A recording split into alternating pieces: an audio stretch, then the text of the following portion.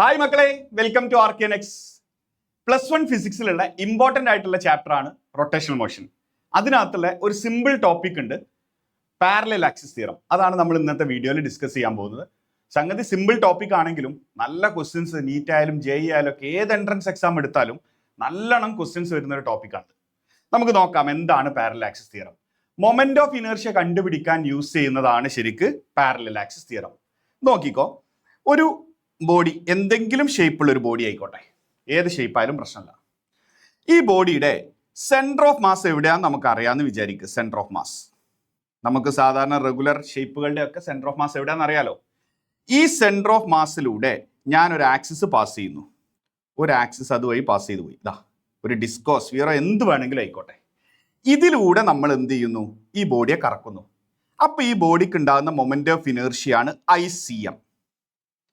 ഈ വാല്യൂ നമുക്ക് അറിയാമെന്ന് വിചാരിക്കുക. അങ്ങനെയാണെങ്കിൽ വേറൊരു പോയിന്റ് എടുത്ത് ഞാനിവിടെ ഈ പോയിന്റിലൂടെ ഒരു ആക്സിസ് പാസ് ചെയ്തു. ഇതാ ഇങ്ങനെ ഒരു ആക്സിസ് ഉണ്ട് എന്ന് വിചാരിക്കുക. ഈ രണ്ട് ആക്സിസിന്റെയും ഇടക്കുള്ള ഡിസ്റ്റൻസ് D1 ആണെന്ന് വിചാരിച്ചോ. എങ്കിൽ ഇതുവഴി കറക്കുമ്പോൾ ഈ ആക്സിസ് വെച്ച് കറക്കിയാൽ ഉണ്ടാകുന്ന മൊമെന്റ് ഓഫ് ഇനേർഷ്യ I1 എന്നും പേര് കൊടുത്തു. പാരലൽ ആക്സിസ് തിയറം എന്ന് പറഞ്ഞാൽ ഇതാണ്. ഈ I1 ഏതെങ്കിലും ഒരു ആക്സിസിലൂടെ ഉള്ള മൊമെന്റ് ഓഫ് ഇനേർഷ്യ കിട്ടണമെങ്കിൽ ഈ ആക്സിസിന് പാരലൽ ആയിട്ട് സെന്റർ ഓഫ് മാസിലൂടെ പാസ് ചെയ്ത് പോകുന്ന ആക്സിസ് നോക്കുക. ഇതിലൂടെയുള്ള മൊമെന്റ് ഓഫ് ഇനേർഷ്യ എടുക്കുക, ICM. അതിലേക്ക് നിങ്ങൾ എന്ത് ചെയ്യണം എന്നറിയോ? ഈ ബോഡിയുടെ മാസ് M ഇൻറ്റു ആ രണ്ട് ആക്സിസിന്റെ ഇടയ്ക്കുള്ള ഡിസ്റ്റൻസിന്റെ സ്ക്വയർ ആഡ് ചെയ്ത് കൊടുക്കുക. ഇതിനെ വിളിക്കുന്ന പേരാണ് പാരലൽ ആക്സിസ് തിയറം. ഓക്കെ, ഏതെങ്കിലും ഒരു ആക്സിസിലൂടെ ഉള്ളത് കിട്ടാൻ എന്ത് ചെയ്യണം? സെന്റർ ഓഫ് മാസിലൂടെ പോണത് കിട്ടണം. മാത്രമല്ല ഈ രണ്ട് ആക്സിസും പാരലൽ ആയിരിക്കും വേണം. അതുകൊണ്ടാണ് പാരലൽ ആക്സിസ് തിയറം എന്ന് പേര് വന്നത്. ഇനി ഇതേപോലെ തന്നെ ഞാൻ ഇവിടെ എന്ത് ചെയ്തു? മറ്റൊരു പോയിന്റ് എടുത്തു. ഇവിടെ ഒരു പോയിന്റ് എടുത്തു നീരിക്ക്. ഈ പോയിന്റിലൂടെ നമ്മൾ ഒരു ആക്സിസ് പാസ് ചെയ്തു.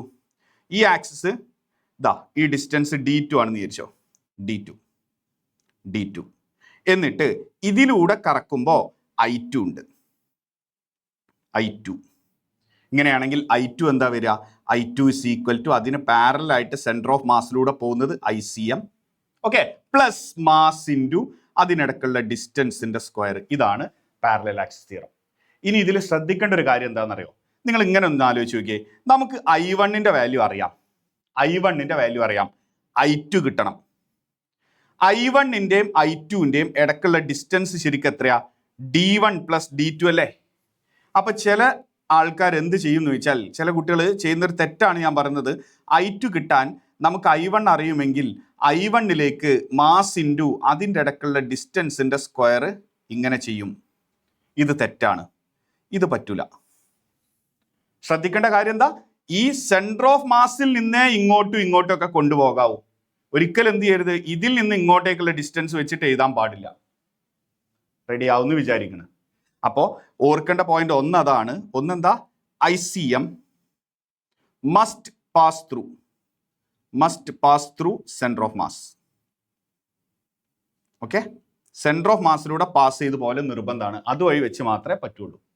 അതുപോലെ ഓർക്കേണ്ട കാര്യം, valid for all types of bodies. എല്ലാ ടൈപ്പ് ബോഡിക്കും പറ്റും. എല്ലാ ബോഡിക്കും യൂസ് ചെയ്യാൻ പറ്റുന്നതാണ് എന്ത്? Parallel axis theorem. റെഡി ആണല്ലോ? യെസ്. നോക്ക്, ഇനി ഇതിൽ നിന്നുള്ള കുറച്ച് ക്വസ്റ്റ്യൻസ് നമുക്ക് ചെയ്ത് നോക്കാം. നല്ല ക്വസ്റ്റ്യൻസ്, JEEക്കും നീറ്റിനൊക്കെ ചോദിച്ച ടൈപ്പ് ഓഫ് ക്വസ്റ്റ്യൻസ്. പക്ഷെ അത് പറയുന്നതിന് മുമ്പ് ചില ബോഡികളുടെ മൊമെന്റ് ഓഫ് ഇനേർഷ്യ നമുക്ക് അറിയണം. ഒന്ന്, നമ്മുടെ കയ്യിൽ ഒരു റോഡ് ഉണ്ട് എന്ന് വിചാരിക്കുക. ഒരു റോഡ് തിൻ റോഡാണ്, ഇത് ഇങ്ങനെ ഉണ്ട് എന്ന് വിചാരിച്ചോ. അതിൻ്റെ സെന്റർ ഓഫ് മാസ് അതിൻ്റെ സെൻട്രലല്ലേ വരാറുള്ള ഒരു യൂണിഫോം റോഡാണെങ്കിൽ ഇതിലൂടെ കറക്കി കഴിഞ്ഞാൽ ഇതിൻ്റെ മാസ് M-ഉം ലെങ്ത് L-ഉം ആണെങ്കിൽ ഇതിലൂടെയുള്ള മൊമെന്റ് ഓഫ് ഇനേർഷ്യ എന്ന് പറയുന്നത് mL²/12 ആണ്. അതുപോലെ ഒരു റിങ് ഉണ്ടെന്ന് വിചാരിക്കും. ഒരു റിങ് ഉണ്ടെങ്കിൽ ഒരു റിങ് ഇങ്ങനെ വെച്ചു. ഓക്കെ, ഒരു റിങ് ഇങ്ങനെ വെച്ചിട്ട് നമ്മൾ എന്ത് ചെയ്തു? അതിൻ്റെ സെൻറ്ററിലൂടെ പാസ് ചെയ്ത് പോകുന്ന ഒരു ആക്സിസ് എടുത്തു.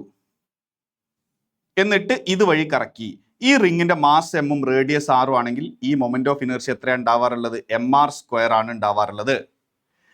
ഇനി റിങ്ങിന് പകരം ഞാൻ എന്ത് വെച്ചു?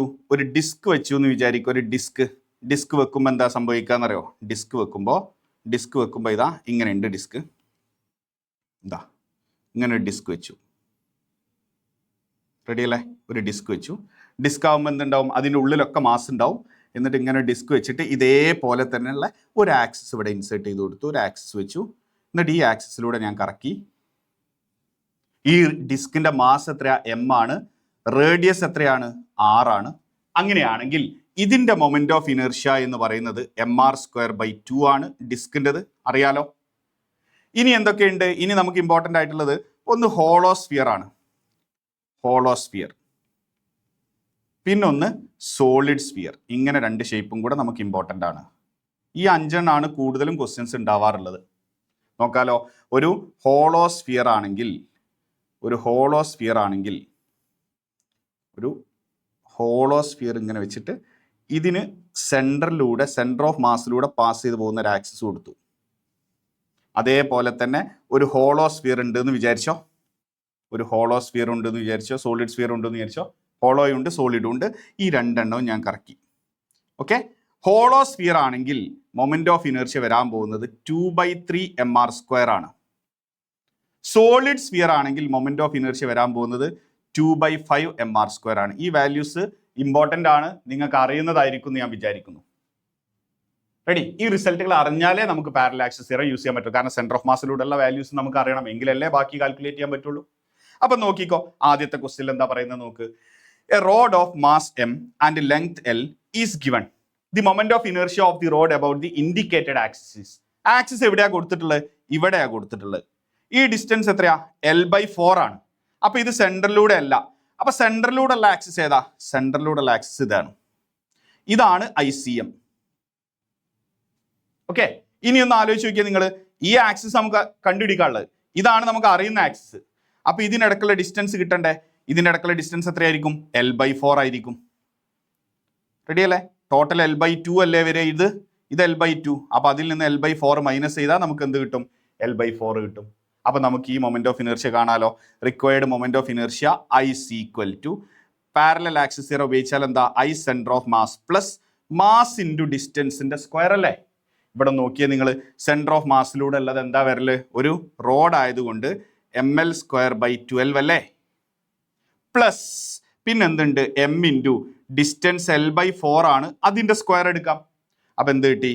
ml²/12 പ്ലസ് ml²/16 എന്ന് വരും. കാൽക്കുലേഷൻ എളുപ്പമാക്കാൻ വേണ്ടി നമ്മൾ ഇങ്ങനെ ചെയ്ത് നോക്കുക. ഇവിടെ ഞാനൊരു 4 കൊണ്ട് മൾട്ടിപ്ലൈ ചെയ്തു, മുകളിലും താഴെയും. ഇവിടെ ഒരു 3 കൊണ്ട് മൾട്ടിപ്ലൈ ചെയ്തു. ഇപ്പൊ രണ്ടിന്റെയും ഡിനോമിനേറ്റർ നോക്കിയേ.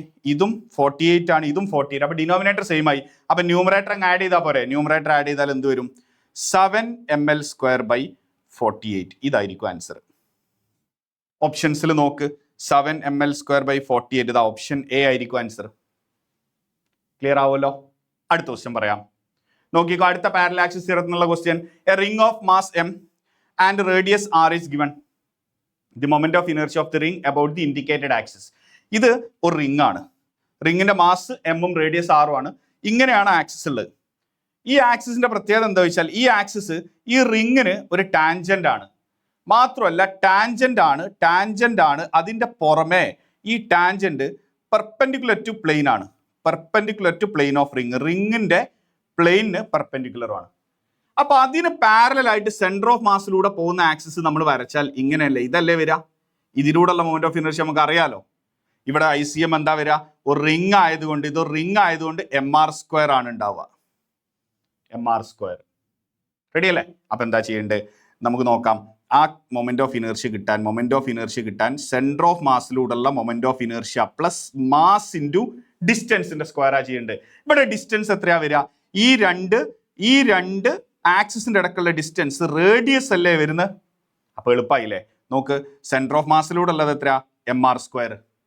Mass into distance of r. അപ്പൊ mr² പ്ലസ് mr². ആൻസർ എന്ത് വരും? 2mr² ആൻസർ വരും. ഓപ്ഷൻ നോക്ക്. 2mr². ഓപ്ഷൻ സി ആണ് ആൻസർ കിട്ടുക. ക്ലിയർ അല്ലേ? അടുത്ത നോക്കാലോ. അടുത്ത ക്വസ്റ്റ്യൻ വായിച്ചോ. There are 3 solid spheres of mass m and radius r. The moment of inertia of the system about the indicated axis. അപ്പൊ നോക്ക്. ഇവിടെ ഉള്ള ഈ ആക്സിസ് ഉണ്ടല്ലോ, ആക്സിസ് ഇങ്ങനെയാ പോകുന്നത് അല്ലേ? ഈ ആക്സിസിന്റെ പ്രത്യേകത എന്താന്ന് വെച്ചാൽ, ഈ ആക്സിസ് 3 സ്ഫിയർ ഉണ്ട്. 3 സ്ഫിയറിനും കൂടെയാണ് ഈ ആക്സിസ്. അപ്പോൾ ഒരു സ്ഫിയറിന്റെ കുഴപ്പമില്ല, കാരണം എന്താ, അതിന്റെ സെന്ററിലൂടെ പാസ് ചെയ്ത് പോയി, നമുക്ക് വാല്യൂ ഡയറക്റ്റ് അറിയാം. സോളിഡ് സ്ഫിയർ അല്ലേ, 3 സോളിഡ് സ്ഫിയർ, അപ്പൊ 2/5 mr² ആണത്. എന്നാൽ ഈ രണ്ട് സ്ഫിയറിനും പ്രശ്നമാണ്, ഈ രണ്ട് സ്ഫിയറിന്റെ സെന്റർ ഇവിടെയാണുള്ളത്.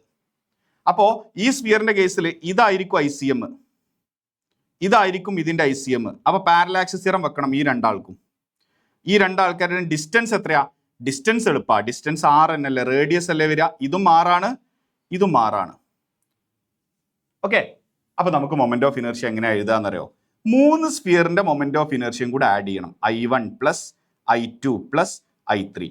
ആദ്യത്തെ ആളുടേത് സെന്ററിലൂടെ പാസ് ചെയ്ത് പോണ ആക്സിസ് ആണ്. അപ്പൊ ആദ്യത്തെ ആളുടേത് എന്ത് എഴുതിയാൽ മതി? 2/5 mr² എന്ന് എഴുതിയാൽ മതി. എന്നാൽ രണ്ടാമത്തെ ആളുടേത് എന്താ വരിക? അയാളുടേത് പാരലൽ ആക്സിസ് തിയറം വെക്കണം. സെന്ററിലൂടെ ഉള്ളത് എന്താ? 2/5 mr², 2/5 mr² plus mass into ഡിസ്റ്റൻസിന്റെ സ്ക്വയർ. ഇതേ വാല്യൂ തന്നെയാണ് അടുത്താക്കും വരിക, 2/5 mr² പ്ലസ് mr². റെഡി അല്ലേ? നോക്ക്. അപ്പോൾ ആഡ് ചെയ്ത് വരുമ്പം ഇത് 3ഉം കൂടെ ആഡ് ചെയ്യാം. എല്ലാത്തിനും ഡിനോമിനേറ്റർ സെയിം അല്ല, അപ്പൊ ന്യൂമറേറ്റർ ആഡ് ചെയ്യുന്നത് 6/5 mr², 6/5 mr².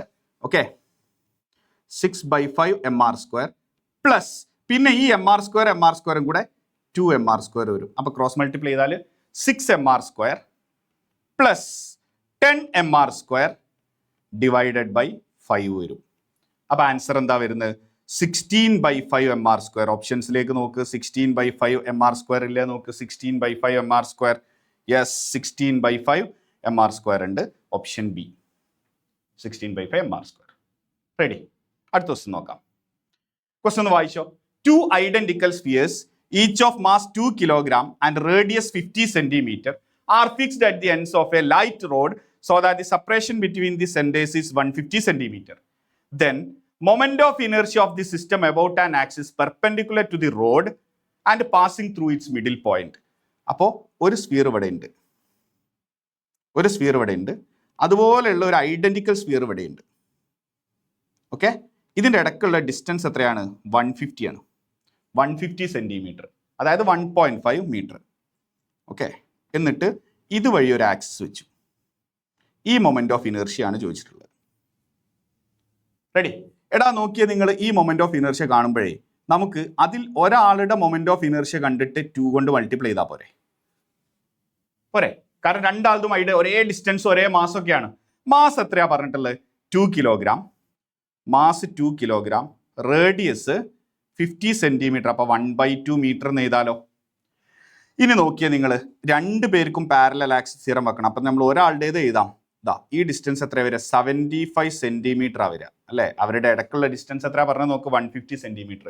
അപ്പൊ ആ ഡിസ്റ്റൻസ് ഉണ്ടല്ലോ ഡി എന്ന് പറയുന്നത് 75 സെന്റിമീറ്റർ എന്ന് പറഞ്ഞാൽ 75/100 മീറ്റർ അല്ലേ? അത് 3/4 മീറ്റർ ആയിരിക്കും, 3/4 മീറ്റർ. അപ്പൊ എങ്ങനെയാ ഉണ്ടാവുക?